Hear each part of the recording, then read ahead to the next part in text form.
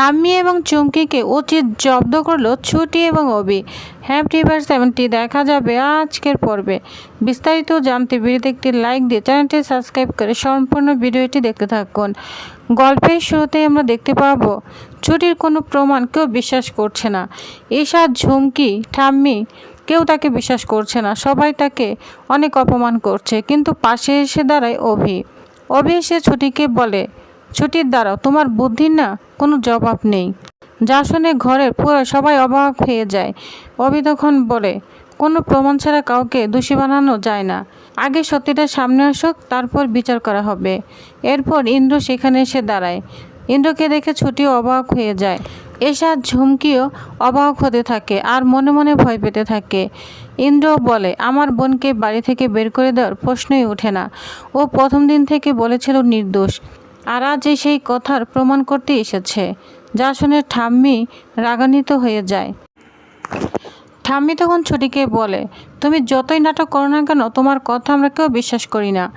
ছুটি তখন বলে, আমি বিশ্বাস করতে আসিনি ঠাম্মি, আমি শুধু সত্যিটা সামনে নিতে এসেছি। যদি আমি দোষী হই তাহলে শাস্তি মাথা পেতে নিব, কিন্তু যদি নির্দোষ হই তাহলে আমার উপর দোষ চাপানো আমি কিছুতেই মেনে নিব না। যা শুনে অবাক হয়ে যায় ঠাম্মি।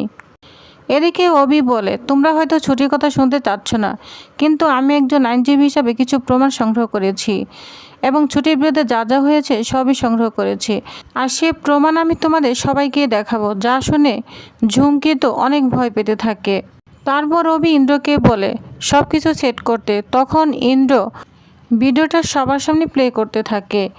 ভিডিওটা দেখে সবাই অবাক হয়ে যায়। ঠিক তখনই টিভির পর্দায় ভেসে ওঠে সুন্দর একটা ভিডিও, যে ভিডিওতে ছুটি গান গাচ্ছে, সুন্দর একটি গান। সেই গানটি দেখে পুরো বাড়ি স্তব্ধ হয়ে যায়। যারা এতদিন ধরে ছুটিকে দোষারোপ করেছে তাদের মুখের ভাষা যেন হারিয়ে যায়। অভি তখন সকলকে বলে, দেখলেন তো, শুধু গান বদলানো হয়নি, ভিডিওর পোশাক, দৃশ্য, এমনকি পুরো পরিবেশটাই AI দ্বারা পরিবর্তন করা হয়েছে।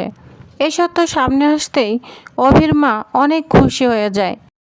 অভির মা তখন দৌড়ে ছুটিকে জড়িয়ে ধরে আর কান্না করতে বলে, মা, আমি তোমাকে মা হয়ে রক্ষা করতে পারিনি, কিন্তু বিশ্বাস করো, আমার মন কখনো মানতে পারেনি তুমি এই কাজটা করতে পারো। যা শুনে ছুটি তার মাকে একদম জড়িয়ে ধরে কান্না করতে থাকে। তখন শতরূপা ছুটিকে জড়িয়ে কান্না করতে থাকে, যা দেখে সবাই অবাক হয়ে যায়। ঝুমকি তখন নতুন প্রশ্ন তুলে বসে। সে বলে, আচ্ছা, তোমরা বলছো ভিডিওটা নকল, কিন্তু তার প্রমাণ কোথায়? ঝুমকির প্রশ্ন শুনে অভি হাসতে থাকে। এরপর বলে, আমি জানতাম আপনি না এই প্রশ্নটাই করবেন, তার আগে থেকেই আমি সব ব্যবস্থাই করে রেখেছি। আমি মনে মনে বলছি প্রশ্নটা এখনও আসছে না কেন, আর সেই প্রশ্নটা যে আপনার মুখ থেকে আসবে এটা আমি ভালো করেই বুঝতে পেরেছি। কিছুক্ষণ পর সেখানে হাজির হয় সেই নাইট ক্লাবের ম্যানেজার, যে ক্লাবকে কেন্দ্র করে এত বড় বিতর্ক তৈরি হয়েছিল। ম্যানেজারকে সামনে এনে অভি বলে, আপনি ভিডিওটা দেখে বলুন তো এটা আসল না নকল। ভিডিও দেখে ম্যানেজার সাথে সাথে বলে দেয় এটা আসল ভিডিও। ওই রাতে এই গানটা উনি গিয়েছিলেন। কথা শুনে সবাই চমকে ওঠে। ঠাম্মি তখনও হার মানতে রাজি নয়। সে প্রশ্ন করে, তাহলে এই মেয়ে নিয়মিত নাইট ক্লাবে গিয়ে গান গায়? ম্যানেজার তখন বলে, না না, একদমই না, উনি শুধু একদিনের জন্য এসেছিলেন। আমাদের একজন কর্মচারী সমস্যার কারণে বাধ্য হয়ে স্টেজে উঠেছিলেন, আর সত্যি বলতে কি এত সুন্দর গান গিয়েছে যেটা দেখে আমরা অবাক হয়ে যাই। কথা শুনে উপস্থিত সকালে লজ্জায় মাথা নিচু করে ফেলে, কারণ যারা ছুটিকে চরিত্রহীন বলে অপমান করেছে সেই মেয়েটি আসলে একজন সৎ, সাহসী এবং প্রতিভাবান মানুষ। যা শুনে ঠাম্মির মনটা অনেকটাই বদলে যায়। এদিকে শতরূপা কান্না করে তার শাশুড়িমার কাছে বলে, মা, এবার অন্তত একটু ভালো করে ভেবে দেখুন কে আসল আর কে নকল, কে কাজ আর কে হেরে। এই জিনিসটা আপনি কেন এখনও বুঝতে পারছেন না সেটা আমি নিজেও বুঝতে পারছি না মা, এটা বলে কান্না করছে।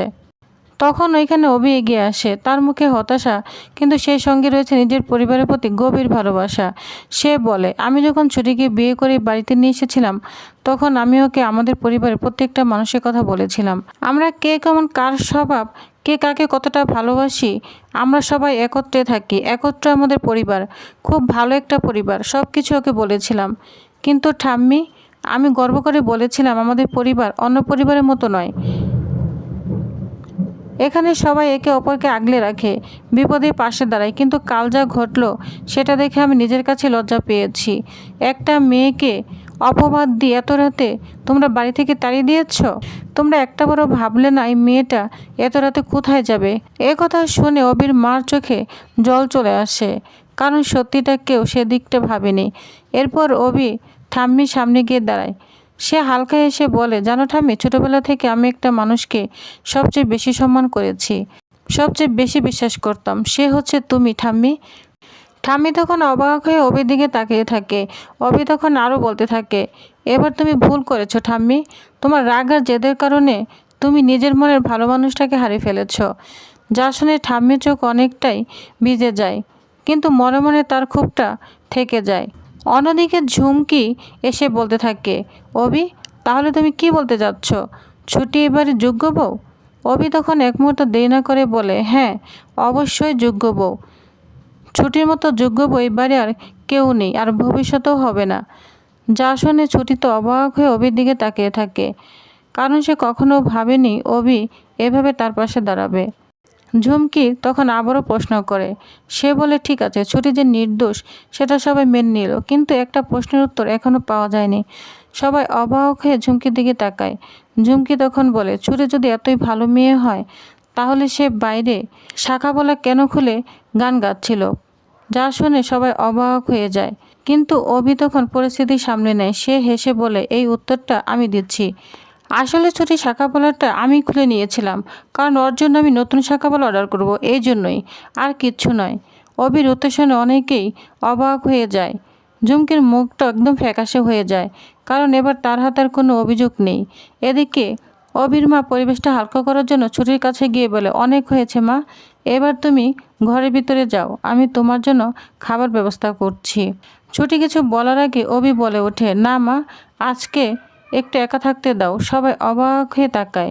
অবি তখন মুচকি এসে বলে, একদিন আমার বউকে ছাড়া থাকতে হয়েছে, এতদিনের ভালোবাসা পেন্ডিং আছে।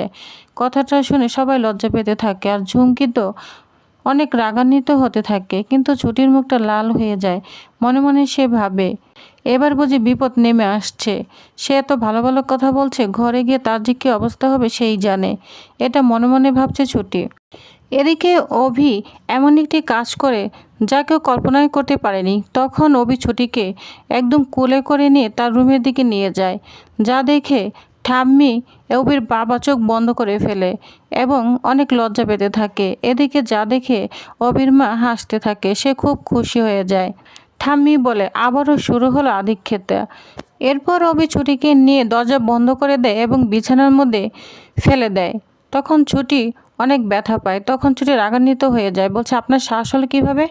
আপনি আমাকে এভাবে কেন তুলে এনেছেন? অভি তখন বলে, আপনার সাহস নিয়ে প্রশ্ন করার কোনো জবাব নেই। আপনি কেন আমাকে একা ছেড়ে চলে গিয়েছেন? যা শুনে ছুটি একটু অবাক হয়ে যায়। তখন অভি বলে, আপনি কেন চিন্তা করছেন? আমাদের মধ্যে একটা ডিল হয়েছে। ছুটি তখন মনে মনে ভাবে, হ্যাঁ, আমি যেটা মনে মনে ভাবছি সেটাই, উনি শুধু ডিলের জন্য এরকম করছে। ছুটি তখন বলে, আমি জানতাম না আমি নিজেকে নির্দোষ প্রমাণ করতে পারবো কিনা। যা শুনে রবির রাগ আরও বেড়ে যায়। সে বলে, তাহলে একা একা সব সিদ্ধান্ত নিয়ে নেবেন? আমি কি আপনার পাশে ছিলাম না? ছুটি তখন বলে, আপনার মতো জেদি মানুষ আমি জীবনেও দেখিনি। অভি তখন বলে, কি বললেন আমি জেদি? দুজনে তর্ক বিতর্ক হতে থাকে। এই তর্ক বিতর্ক হতে হতে দুজন একেবারে খাটের মধ্যে গিয়ে পড়ে। দুজন দুজনে বুকে জড়িয়ে একদম অবাক হয়ে তাকিয়ে আছে। সেখানে সুন্দর একটি রোমান্টিক মুহূর্ত আমরা দেখতে পাবো। তো টিউবার্স, তাহলে নেক্সট আকর্ষণীয় পর্বে কি হতে চলেছে? ঠাম্মি কি এবার ছুটিকে মেনে নিবে? আর ঝুমকির সঙ্গে ছুটি কি করতে চলেছে?